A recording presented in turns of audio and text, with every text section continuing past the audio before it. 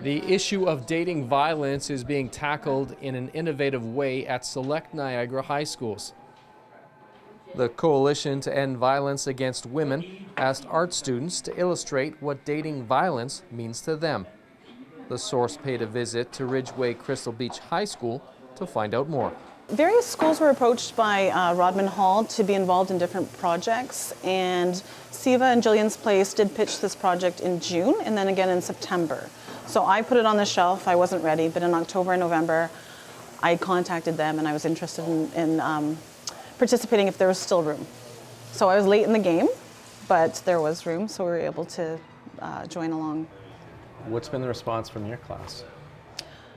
They were great, actually. I waited till semester 2. That's why we're on such a time crunch. We only have about 8 periods to work on it. They were receptive. They bought in. They were supportive as well, and they realized that I think that relationship and dating violence is a reality. And I think if they weren't familiar with it, they were familiar with it through media and other things, if not personally. As part of the project, a representative of Jillian's Place met with the respective art classes to discuss the issues surrounding dating violence. You know, I was kind of scared at first doing such kind of a controversial subject of abuse, and I have no previous knowledge of it. I've never experienced it myself, so I thought, you know, me doing a painting might be, you know, people might say, well, you don't really know what abuse is, you just because you've never experienced it. So I'm trying to emulate the best I can through my painting. You mentioned that it's a topic you're not too familiar with. So when Jillian's Place was here and spoke to the class, did that information really affect you a little differently than others? It did, you know, because I knew nothing.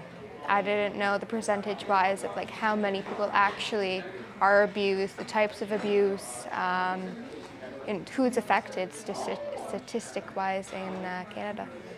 The art from the 4 participating high schools will be on display at Rodman Hall from March 6th to 8th. I thought it'd be something interesting to do because a lot of people only think of like relationship abuse.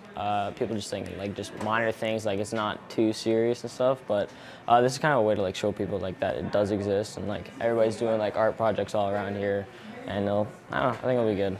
I was kind of excited for it. What point are you trying to get across in the piece you're working on? The piece that we're working on, we have like the relationship abuses. There's like physical, emotional, sexual, and verbal. And so we have like each one illustrated in a picture. And once you put like all 5 of them together, we have like a table to kind of pull them together. When you put them together, they're eating dinner.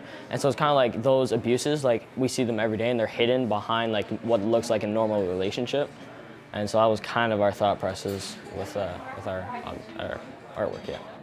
An estimated 1/3 of adolescents are victims of sexual, verbal, or emotional abuse. Let's hope that the efforts by these students will help promote some honest discussion on a very serious issue. In Niagara, you're watching The Source.